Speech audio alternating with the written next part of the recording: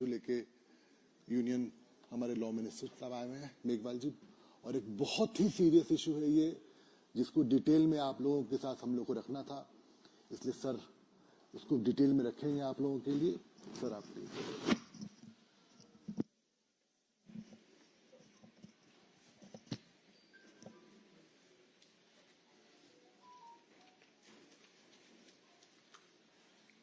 सभी को नमस्कार।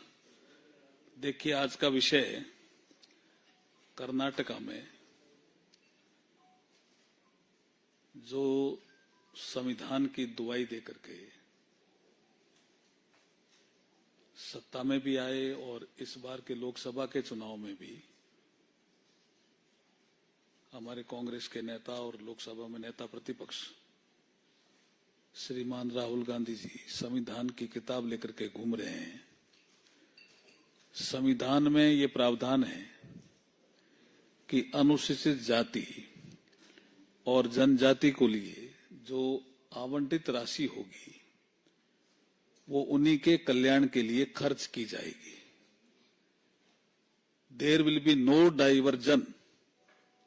जो एससी एसटी के लिए पैसा अलॉट हुआ है, चाहे शेयरेबल स्कीम में हो चाहे और किसी स्कीम में हो, वो पैसा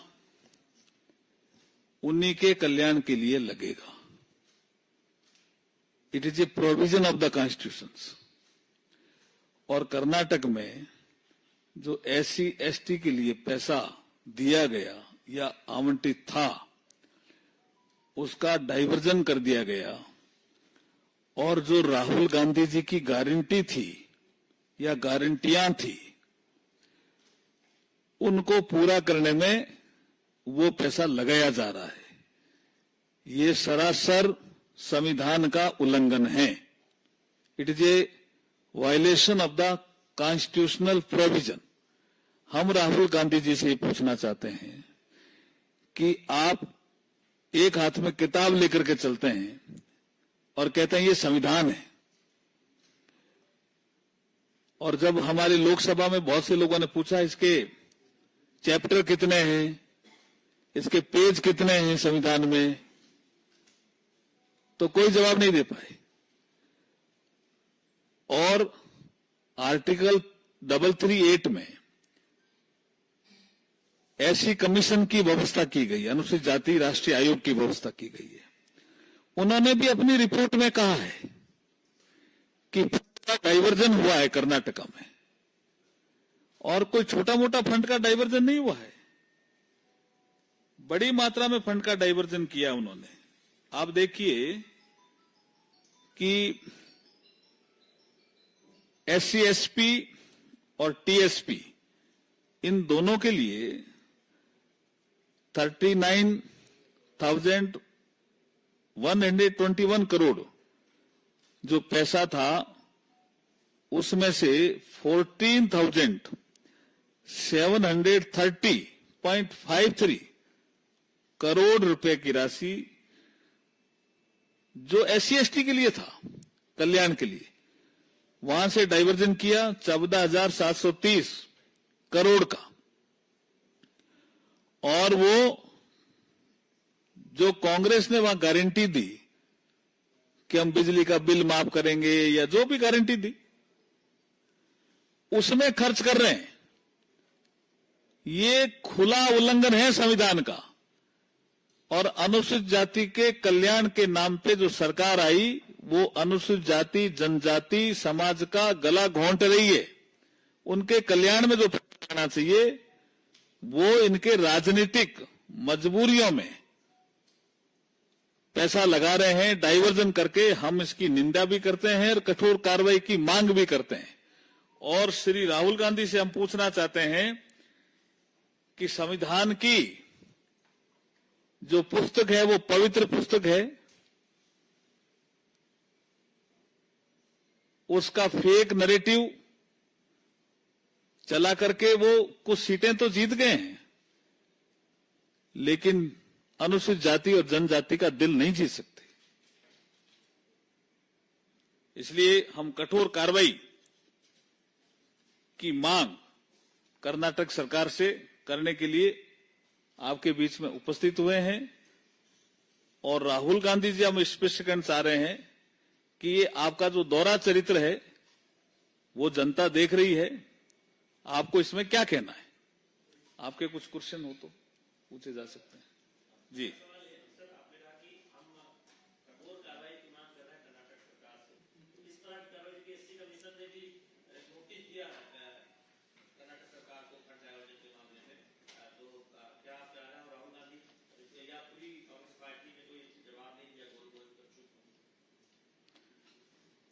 देखिए, जब वित्तीय अनियमितताएं होती है तो संविधान में ही प्रावधान है और कर्नाटक सरकार को एज पर कॉन्स्टिट्यूशन कार्रवाई करनी चाहिए। और एक चीज और सामने आई है कि जो महर्षि वाल्मीकि अनुसूचित जनजाति विकास निगम था, उसके जो लेखा अधीक्षक है चंद्रशेखरन पी, उन्होंने 21 मई 2024 को जो सुसाइड था उसमें भी उन्होंने लिखा है, नोट में भी, कि इतना प्रेशर था उनपे फंड डाइवर्जन का। तो इस सब में कार्रवाई की हम मांग कर रहे हैं।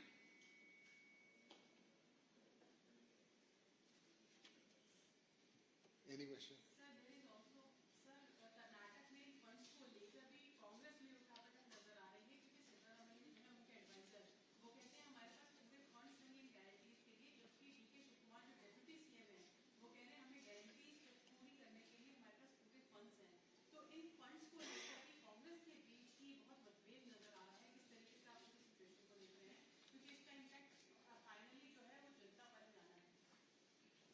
जुड़ा हुआ मुझे जिस सलाहकार की बात आपने की उसी उनके सलाहकार ने कहा कि राहुल गांधी गारंटियां ही सरकार के ऊपर बोझ बन चुकी है। सर, सीएम के सलाहकार, आर्थिक सलाहकार, आप दोनों के प्रश्न भी बहुत शानदार हैं। वाकई वो उन्होंने क्या समझा कि सत्ता में आने के लिए कुछ भी कर लो। ये जो सिस्टम, एक फेक नैरेटिव का जो प्रचलन शुरू हुआ है, वो लोकतंत्र के लिए अच्छा नहीं है। मैं अगर आपको एक बात करूं 1952 की, आपने अच्छा याद दिलाया। 52 में बाबा साहब डॉक्टर बी.आर. अंबेडकर एक उम्मीदवार थे शेड्यूल कास्ट फेडरेशन के दल पे, मुंबई नॉर्थ, वो सीट थी सुरक्षित। और वहीं एक सीट पे एक जनरल कैंडिडेट भी खड़े थे, समाजवादी। अब इसमें उनका मतपत्र अलग, इनका मतपत्र अलग।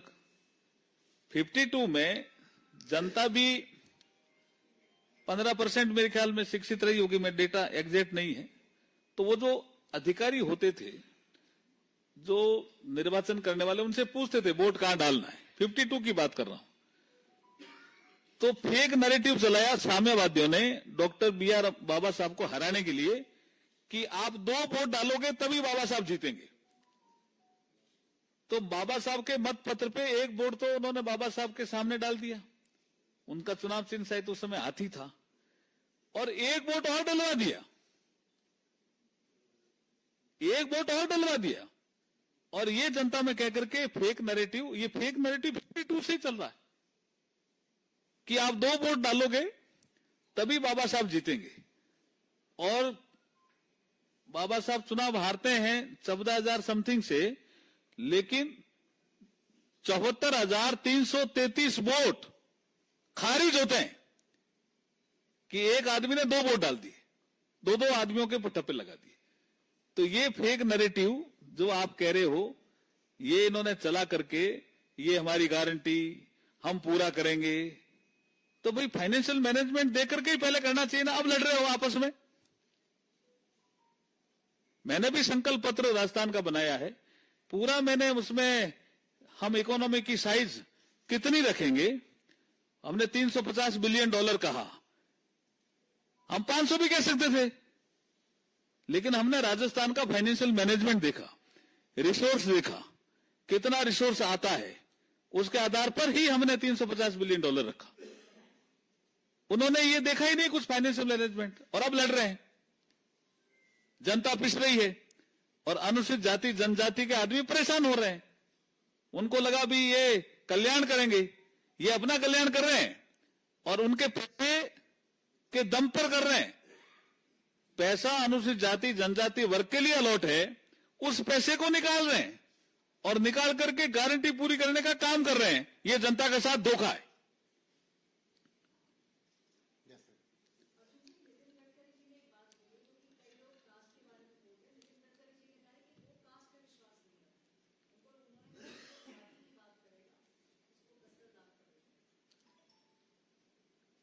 नहीं, क्या काम, मुझे जानकारी नहीं है, क्या बोले ये?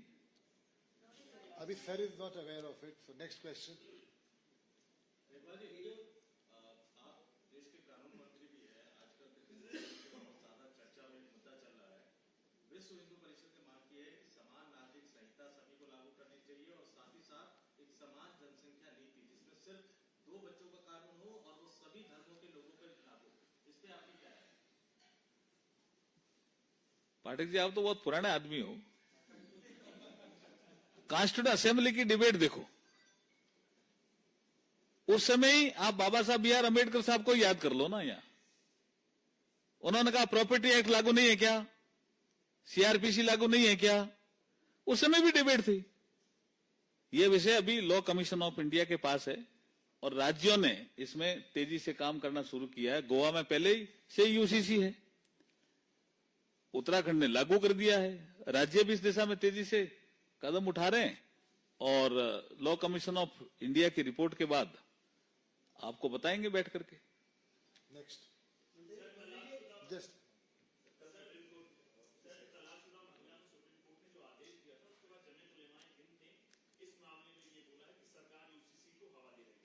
देखिए, सुप्रीम कोर्ट के आदेश का सम्मान करना चाहिए और मैं तो ये समझ रहा हूं कि मैं 2 दिन से देख रहा हूं आपके प्रिंट मीडिया में भी और आपके इलेक्ट्रॉनिक मीडिया में इस निर्णय की तारीफ हो रही है।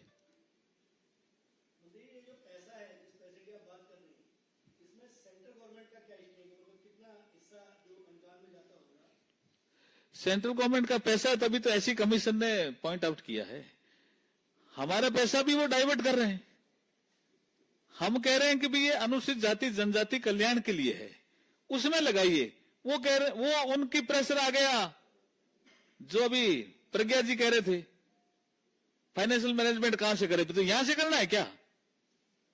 ये दुरुपयोग है, it's a misuse of power. Thank you ji, बहुत बहुत धन्यवाद।